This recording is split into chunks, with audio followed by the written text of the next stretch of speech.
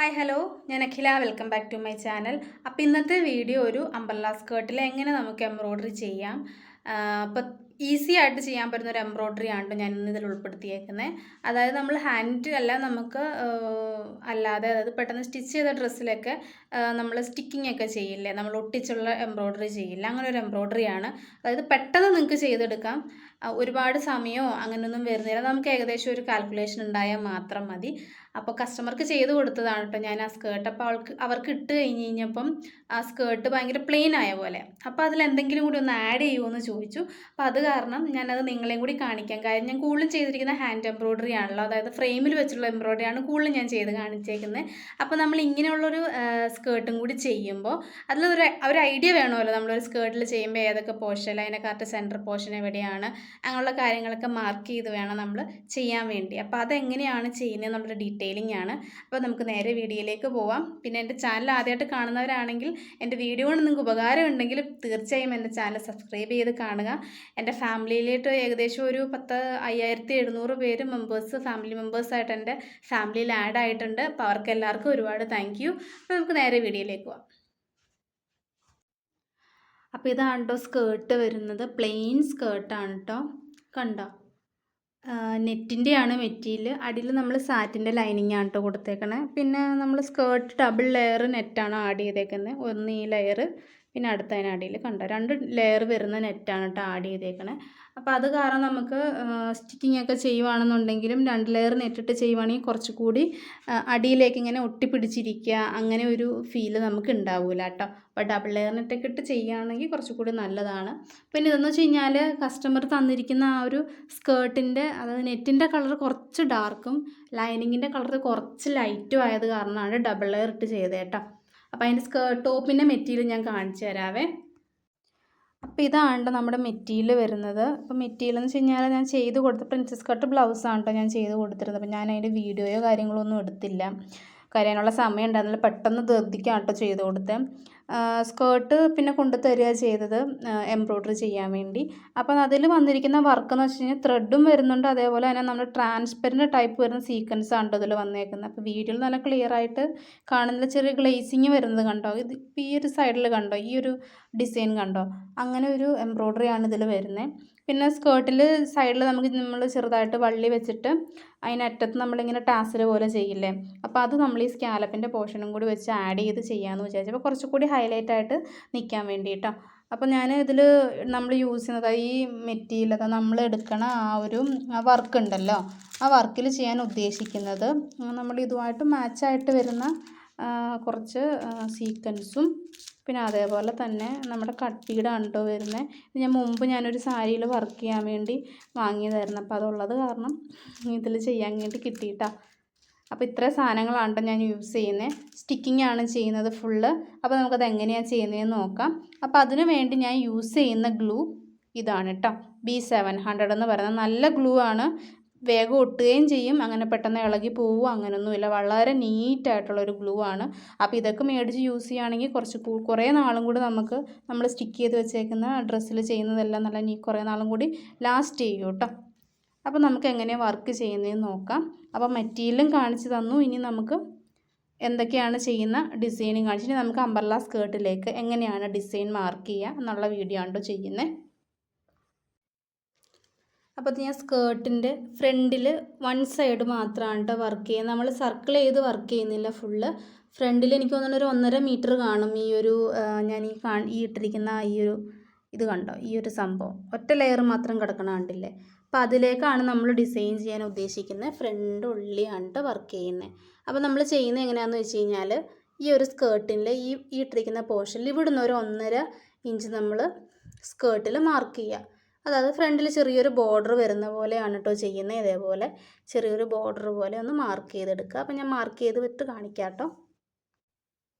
കണ്ടേ, ഇതേപോലെ ഞാൻ സ്കേർട്ട് ഒരു 1.5 ഇഞ്ച് അതിൻ്റെ അടിയിൽ ഒരു സൈഡ് മാത്രം, ഫ്രണ്ടിൽ മാത്രമാണ് കേട്ടോ വർക്ക് വരുന്നത്. അത് ഇതേപോലെ ഞാൻ മാർക്ക് ചെയ്തിട്ടുണ്ട്. ഇനി ബാക്കി വർക്ക് ചെയ്യുന്നത് എങ്ങനെയാണെന്ന് നമുക്ക് നോക്കാം.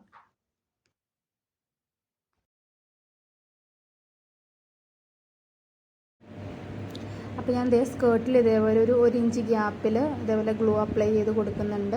അപ്പോൾ ഒരുപാട് ഗ്ലൂ അപ്ലൈ ചെയ്ത് വെക്കണ്ട, കാരണം ഇത് പെട്ടെന്ന് ഒട്ടണ പശയായത് കാരണം കുറച്ച് ഗ്ലൂ അപ്ലൈ ചെയ്താൽ മതി കേട്ടോ. കുറേശ്ശെ അപ്ലൈ ചെയ്തതിന് ശേഷം സ്റ്റിക്ക് ഓൺ ചെയ്യുക.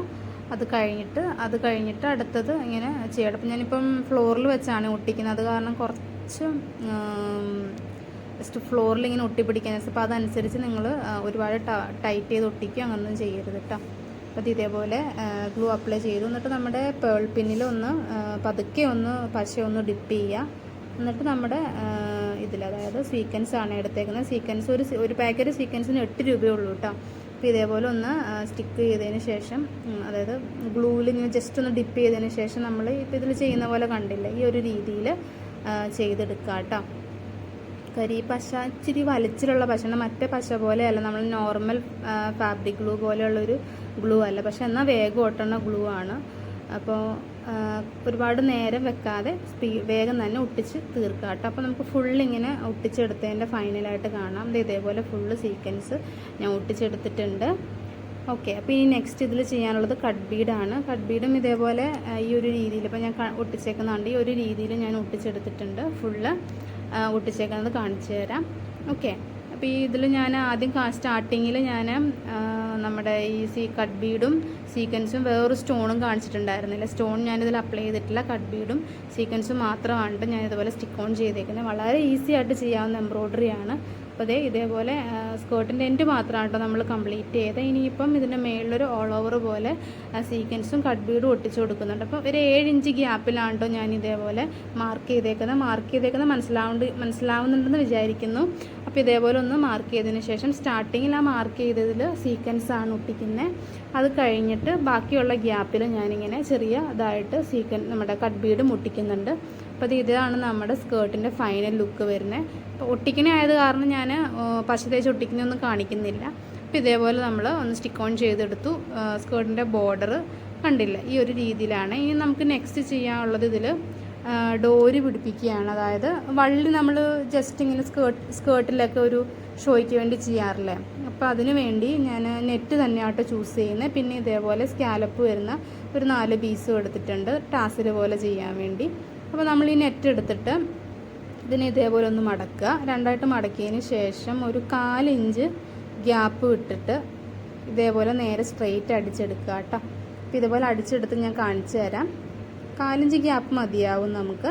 അപ്പോൾ ഇതേപോലെ ഒന്ന് സ്ട്രെയിറ്റ് നമ്മൾ എത്രയാണോ ഇതിന് നെറ്റിന് ലെങ്ത് എടുത്ത് അത്രയും തന്നെ ഫുൾ അടിച്ചെടുത്തതിന് ശേഷം ഇതേപോലെ അടിച്ചെടുക്കുക കേട്ടോ. ഇത് കഴിഞ്ഞിട്ട് നമുക്ക് നെക്സ്റ്റ് ചെയ്യാനുള്ളത്, നമുക്കിതിനെ ഈ അടിച്ചെടുത്തതിനെ മറിച്ചെടുക്കണം. അപ്പോൾ അതിന് വേണ്ടി ഒരുപാട് ലെങ്ത് ഒന്നും വേണ്ട, ചെറിയ ലെങ്തുള്ള നൂലുള്ളൊരു സൂചി എടുക്കുക. എന്നിട്ട് ഇതേപോലെ ഒന്ന് ആ സ്റ്റിച്ച് ചെയ്ത പോർഷനിൽ ഒരു 2 തവണ ഒന്ന് ലോക്ക് ചെയ്ത് വെച്ച് കൊടുത്തതിന് ശേഷം നമുക്ക് ഈ ഒരു സൂചീനെ ഇതിനുള്ളിലൂടെ, അതായത് നമ്മൾ ഈ 4 ഇഞ്ച് സ്റ്റിച്ച് ചെയ്തതിൻ്റെ ഉള്ളിൽ കൂടെ സൂചിയുടെ ബാക്ക് പോർഷൻ ആട്ടോ കയറ്റേണ്ടത്.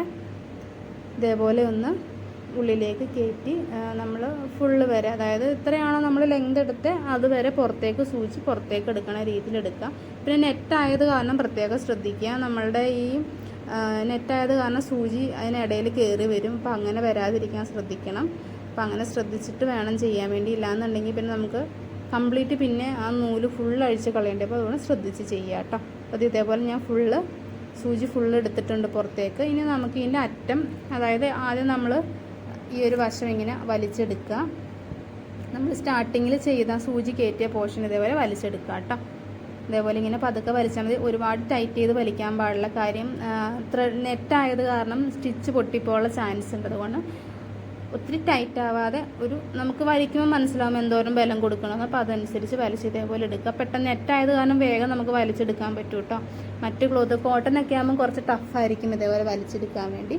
അപ്പം ഇതേപോലെ ഒന്ന് വലിച്ച് പുറത്തെടുക്കുക. ഫുള്ള് വലിച്ചെടുത്തതിന് ശേഷം അപ്പോൾ ഫുള്ള് ഡോരി ഇതേപോലെ എടുത്തിട്ടുണ്ട്. അപ്പോൾ ഇനി നമുക്ക് ചെയ്യാനുള്ളതെന്ന് വെച്ച് കഴിഞ്ഞാൽ ഇതിൻ്റെ അറ്റത്ത് ടാസിൽ പോലെ ഞാൻ നമ്മുടെ എന്താ പറയുക, അതിന് സ്കാലപ്പ് ചെയ്ത ഒരു നെറ്റിൻ്റെ പീസ് നമ്മൾ എടുത്തിട്ടുണ്ടായിരുന്നല്ലോ, അത് ഇതേപോലെ വെച്ചതിന് ശേഷം, അതായത് നമ്മൾ ചെയ്യുന്നതിൻ്റെ ഓപ്പോസിറ്റ് സൈഡിൽ, അപ്പോൾ ഇതുപോലെ ചെയ്യും. ഇപ്പോൾ ഞാൻ വെക്കുന്ന കണ്ടില്ല, ഇതേപോലെ ഉള്ളിലേക്ക് വെക്കുക. എന്നിട്ട് അവിടെ നിന്ന് ഇങ്ങനെ ചരിച്ച് വേണം നമ്മൾ സ്റ്റിച്ച് ചെയ്തെടുക്കാൻ വേണ്ടി. അപ്പോൾ ഞാൻ ഇതുപോലെ സ്റ്റിച്ച് ചെയ്ത് എടുത്തിട്ടൊന്ന് കാണിച്ചു തരാം. ഇതേപോലെ കണ്ട് ചരിച്ച് സ്റ്റിച്ച് ചെയ്തിട്ടുണ്ട്. ഇത് കഴിഞ്ഞിട്ട് ആ എക്സ്ട്രാ വന്ന പോർഷൻ കട്ട് ചെയ്ത് കളയുക. എന്നിട്ട് ഇതേപോലെ മറിച്ചെടുക്കുക. മറിച്ചെടുക്കുമ്പം കണ്ടോ നമുക്ക് നോർമലി നമ്മൾ ടാസിൽ എങ്ങനെയാണോ കിടക്കണേ ആ ഒരു രീതിയിൽ. അപ്പോൾ ഞാൻ ചെയ്ത് ഇച്ചിരി ചെറുതായി പോയിട്ട് അപ്പോൾ ഞാൻ ഇതും മാറ്റിയിട്ട് ഇച്ചിരി കൂടെ വലുതാക്കി ഞാൻ ചെയ്തെടുക്കും. അപ്പോൾ ജസ്റ്റ് നിങ്ങൾക്ക് മനസ്സിലായത് എങ്ങനെയാണ് ചെയ്യുന്നതെന്ന്. അപ്പോൾ ഈ ഒരു രീതിയിൽ കുറച്ചുകൂടി വലുതാക്കി ചെയ്യുകയാണെങ്കിൽ കാണാൻ കുറച്ചുകൂടി ഭംഗിയായിരിക്കും കേട്ടോ. അപ്പോൾ ഞാൻ കുറച്ചുകൂടി വലിയ പീസ് വെച്ച് ചെയ്യുന്നുണ്ട്. അപ്പോൾ ഇത് സ്കേർട്ടിൽ ഞാനത് അറ്റാച്ച് ചെയ്തിട്ടുണ്ട് ചെയ്തതിന് ശേഷം. അപ്പോൾ നമ്മുടെ വർക്ക് ഇത്രയേ ഉള്ളൂ. ഇപ്പോൾ സ്കേർട്ടിൻ്റെ ഫൈനൽ ലുക്ക് ഇപ്പോൾ ഈ വീഡിയോയിൽ കാണുന്നുണ്ട്. അപ്പോൾ ഇതേപോലെയൊക്കെ ട്രൈ ചെയ്ത് നോക്കുക കേട്ടോ. വളരെ പെട്ടെന്ന് ചെയ്യാൻ പറ്റുന്നതാണ്. ഒരുപാട് സമയമൊന്നുമില്ല. നമുക്ക് വളരെ ഈസി ആയിട്ട് ചെയ്തെടുക്കാൻ പറ്റുന്ന ആർക്ക് വേണമെങ്കിലും ചെയ്യാവുന്നേ ഉള്ളൂ. കാര്യം സ്റ്റിക്ക് ചെയ്യാന്ന് വെച്ചാൽ അത്ര പാടുപെട്ട പണിയൊന്നുമല്ല. വളരെ എളുപ്പത്തിൽ ചെയ്തെടുക്കാൻ പറ്റുന്നതാണ്. അപ്പോൾ ഇതേപോലെയൊക്കെ ഒന്ന് ട്രൈ ചെയ്ത് നോക്കുക. അപ്പോൾ ഇന്നത്തെ വീഡിയോ ഇത്രയേ ഉള്ളൂ. ഇനി വേറെ വീഡിയോ ആയിട്ട് വീണ്ടും വരാം. Thank you so much.